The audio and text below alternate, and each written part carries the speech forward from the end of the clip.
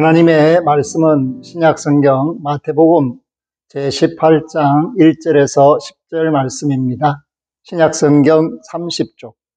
그때에 제자들이 예수께 나와 이르되 천국에서는 누가 크니이까? 예수께서 한 어린아이를 불러 그들 가운데 세우시고 이르시되 진실로 너희에게 이르노니 너희가 돌이켜 어린아이들과 같이 되지 아니하면 결단코 천국에 들어가지 못하리라. 그러므로 누구든지 이 어린아이와 같이 자기를 낮추는 사람이 천국에서 큰 자니라. 또 누구든지 내 이름으로 이런 어린아이 하나를 영접하면 곧 나를 영접함이니 누구든지 나를 믿는 이 작은 자 중 하나를 실족하게 하면 차라리 연자맷돌이 그 목에 달려서 깊은 바다에 빠뜨려지는 것이 나으니라. 실족하게 하는 일들이 있음으로 말미암아 세상에 화가 있도다. 실족하게 하는 일이 없을 수는 없으나 실족하게 하는 그 사람에게는 화가 있도다. 만일 내 손이나 내 발이 너를 범죄하게 하거든 찍어내버리라. 장애인이나 다리 저는 자로 영생에 들어가는 것이 두 손과 두 발을 가지고 영원한 불에 던져지는 것보다 나으니라. 만일 내 눈이 너를 범죄하게 하거든 빼어내버리라. 한 눈으로 영생에 들어가는 것이 두 눈을 가지고 지옥불에 던져지는 것보다 나으니라. 삼가 이 작은 자 중에 하나도 업신여기지 말라. 너희에게 말하노니 그들의 천사들이 하늘에 계신 내 아버지의 얼굴을 항상 배움느니라. 아멘. 5월 가정의 달을 주신 하나님께 감사를 드리고 특별히 5월 5일 어린이날을 보내면서 또 첫 주 어린이 주일로 꽃주일로 하나님이 주신 자녀들을 사랑하는 마음으로 예배 드리는 모든 이들에게 은혜가 넘치기를 주의 이름으로 축복합니다. 예수님과 어린아이의 관계를 오늘 우리는 말씀을 통해서 알게 되는데 그 계기는 뭐냐? 제자들이 논쟁 중에서 선생님, 천국에서는 누가 큽니까? 그렇게 물어보았기 때문에 예수님이 그 제자들에게 대답하는 과정에서 무리 중에 있던 어린아이 하나를 불러다가 그들 앞에 세우시고 말씀하는 장면이 오늘 마태복음 제18장에 나오는 모습이다라는 것을 알게 합니다. 사랑하는 성도 여러분, 예수님 당시나 근세에 이르는 그 과정 속에서 어린아이들의 가치는 인정되지 않았습니다. 우리나라도 유교적인 문화 속에서 어린아이들이 사람으로 대우를 받지 못했던 그런 시절이 있었습니다. 그렇기 때문에 사회학자들 가운데서는 19세기를 여성을 발견하는 세기다. 그리고 20세기를 어린이를 발견하는 세기다. 우리가 살고 있는 21세기를 노인을 발견하는 세기다. 그렇게 말하는 사람도 있습니다.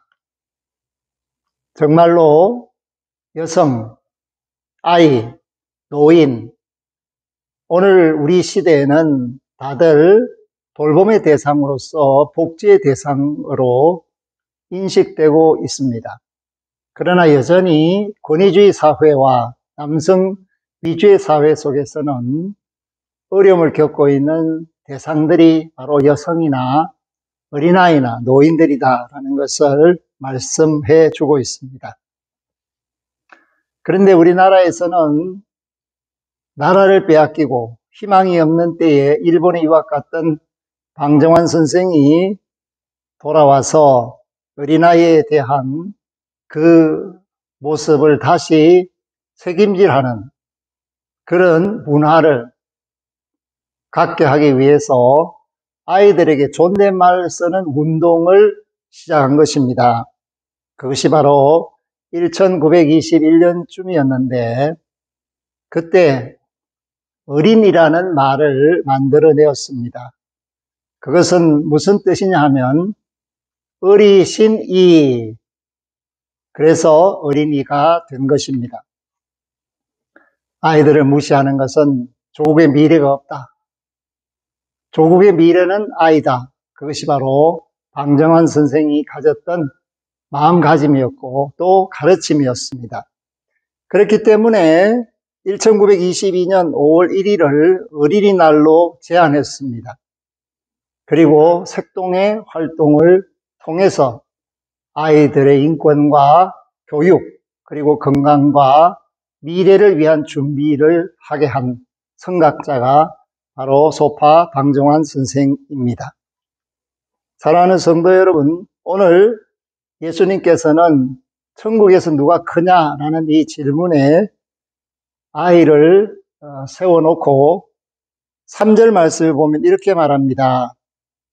진실로 너희에게 이르노니 너희가 돌이켜 어린아이들과 같이 되지 아니하면 결단코 천국에 들어가지 못하리라. 아멘. 이 말씀의 뜻은 뭐냐면 회개의 의미를 우리에게 다시 한번 책임질을 해주고 계시는 가르침이다라는 것을 깨닫게 됩니다. 사랑하는 성도 여러분, 어린 아이의 특징을 회복하는 것이 회개다라는 것을 말하죠. 어린이의 마음의 자질을 회복하는 것. 그렇다면 어린이의 마음의 자질이 뭘까? 그것을 예수님께서 가르쳐 주는 것이 4절입니다.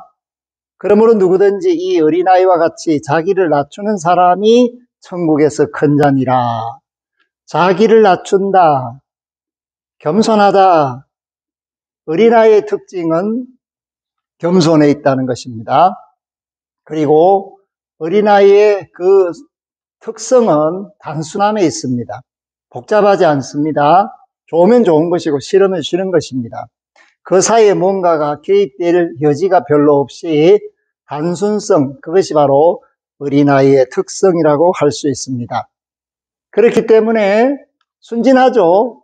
남들 이야기를 잘 믿습니다. 아이들이 유괴되는 그 이유 중에 하나도 맛있는 거 주고 아이가 갖고 싶은 것을 주면 아이들이 이 사람은 나를 좋아하나 보다라고 믿기 때문에 어려운 일을 당하는 거죠. 그렇기 때문에 겸손과 단순함과 믿음, 동시에 어린아이는 자신의 약함을 있는 그대로 보여주는, 가리지 않고 숨기지 않는 특성을 지니고 있습니다. 그렇기 때문에 하나님 나라에 들어가려면 우리가 하나님 앞에 겸손한 마음과 하나님을 믿는 단순함과 그리고 하나님을 순전히 의지하는 믿음 뿐만 아니라 우리 자신을 있는 그대로 드러내 놓음, 이러한 것들이 하나님의 나라를 상속받게 하는 아주 중요한 특성, 성품, 자세라는 것을 예수님께서 제자들 앞에서 어린아이를 세우심으로써 알려주시고 들려주시고 가르쳐 주신 것입니다. 제자들은 약 3년간 예수님을 따라다닙니다. 그리고 마태복음 16장 가이사라 빌립보에서 드디어 베드로의 입을 통하여 주는 그리스도시요 살아계신 하나님의 아들이십니다. 신앙을 고백하게 하고 그 신앙 가운데서 예수님의 교회를 세우게 되는 그 놀라운 비밀을 깨닫게 되는 가르침을 받았습니다. 그런데 그들은 예수님이 그 예루살렘으로 가시는 목적, 다시 말해서 온 세상 천하 만민을 위해서, 특별히 유대인들을 위해서, 하나님이 약속하신 백성들을 위해서 고난을 받으시고 십자가의 길을 가는 그 가르침을 주셨음에도 불구하고 뒤를 따르는 그 제자들이 서로 다투는 겁니다. 자리 다툼을 하는 거죠. 그리고 예루살렘에 올라가면 왕이 될 것이다, 그런 착각을 합니다. 그 유대인의 왕, 구원의 주로 오신 예수님은 보좌에 앉으신 하나님의 아들이시지만 그러나 이 땅에서는 죄인을 위하여 십자가를 지고 골고다 갈보리로 올라가셔서 자신을 속죄 제물로, 대속의 제물로, 우리의 허물 때문에 드리는 속건 제물로, 그리고 막혔던 담을 허는 화목 제물로 드리시기 위해 올라가는 과정 속에서 누가 크냐? 그 질문이 예수님 앞에 천국에서는 누가 큽니까? 라는 질문으로 나왔다라는 것을 알아야 합니다. 사랑하는 성도 여러분, 윌리엄 워즈워드는 무지개라는 시를 통해서 어린이는 어른의 아버지다, 그런 표현을 썼습니다. The child is a father of a man. 그만큼 배울 것이 있다는 것입니다. 하나님의 자녀들은 아주 약한 것을 통해서 겸손함을 배우고 믿음을 회복하고 또한 보살피는 영역을 깨닫게 됩니다. 그렇기 때문에 오늘 어린아이는 영접의 대상이다 라는 것을 예수님께서 5절에 말씀하죠. 또 누구든지 내 이름으로 이런 어린아이 하나를 영접하면 곧 나를 영접함이니. 아멘. 영접의 대상이라는 거예요. 얼마 전에 음식점을 경영하는 39살의 점주에게 그 주문할 수 있는 그런 SNS에 배가 너무 고프니까 일단 외상으로 음식을 좀 배달시켜 주시면 좋겠습니다. 돈은 생기는 대로 갚겠습니다. 저는 미혼모입니다. 그래서 그 사실을 받아들이고 다른 사람들은 거짓말이다 이렇게 했지만 실제적으로 배달을 주었어요. 그런데 한 이틀 뒤에 감사의 말과 함께 돈이 입금되었습니다. 그래서 그 미혼모라는 그 사실에 너무 마음이 아파서 물어서 그 단칸방에 찾아가는 거죠.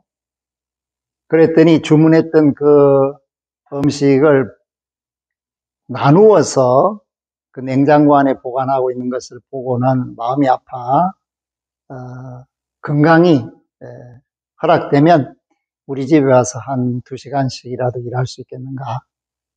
그랬더니 너무 좋아하고, 그래서 산부인과 가서 진단을 하고 일하러 올 수 있도록 그렇게 길을 열어준 미담이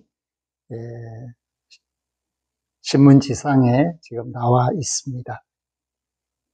어린아이를 가지고 있는 어머니 얼마나 힘들겠습니까? 어린아이는 영접의 대상이죠. 그리고 힘든 사람들도 영접의 대상이다. 그렇기 때문에 오늘 예수님은 어린아이를 표현하면서 소자를 말씀하고 있는 것입니다. 어린아이와 소자는 단어가 완전히 다릅니다.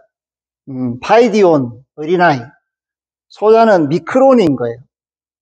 아주 작다라는 뜻입니다. 그 말은 무시당하는 사람들이죠. 장애를 가지거나 또는 말할 수 없는 고통 속에서 생활하는 사람들. 당시에는 뭐 세리나 창기 이런 사람들.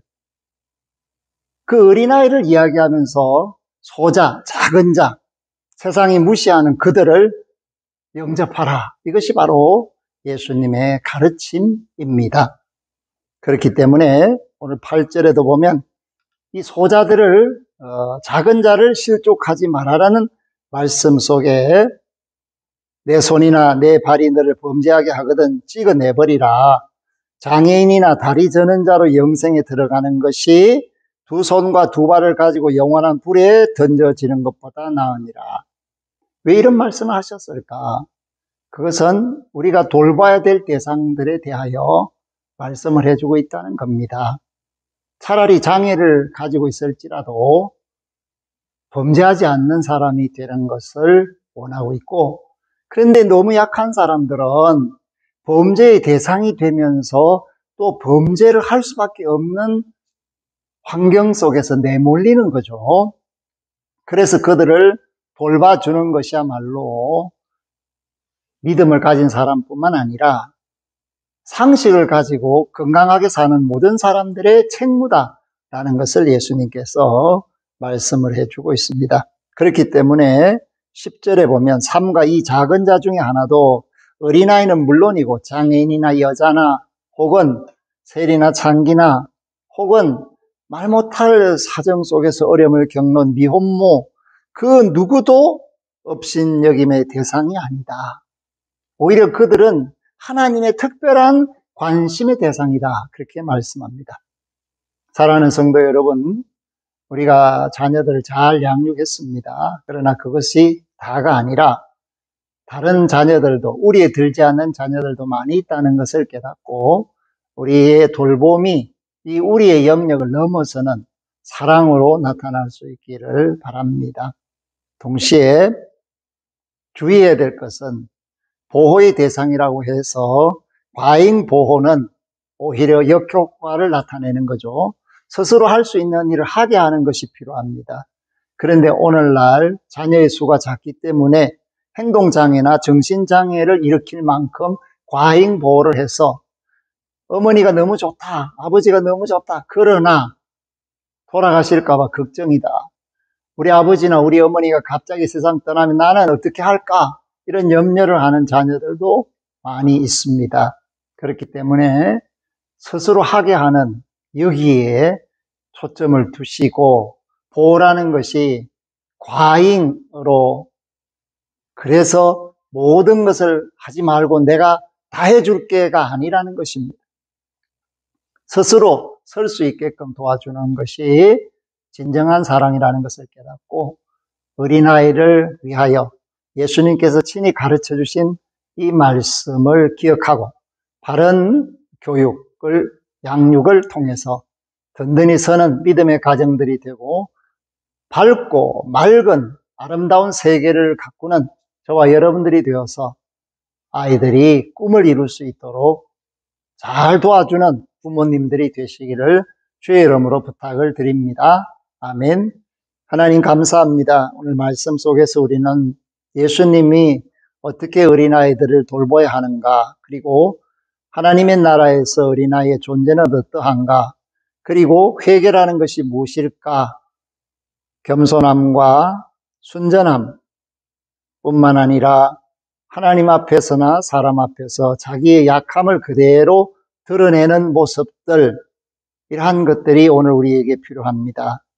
믿음의 주여 온전케 하시는 이 예수를 바라고 소망하며 우리의 교만과 거만과 된 척하는 것을 다 내려놓고 어린아이같이 순전함을 회복하게 하여 주옵소서.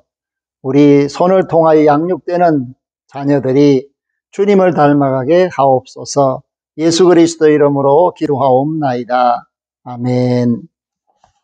이제는 우리 주 예수 그리스도의 은혜와 하나님 아버지의 극진하신 사랑하심과 성령님의 함께 계심이 어린아이를 영접하는 것, 그리고 보호하는 것, 그리고 그들을 담는 것이 하나님 나라에서 발견되어지고 사랑받고 영생을 누리는 길이라는 것을 깨닫게 하신 것을 알고 그 가르침에 따르는 믿음의 권속들, 그리고 구원받아 마땅한 천하 만민들과 보호받아야 될 작은 자들 위에 영원토록 항상 함께 하시기를 축원하옵나이다.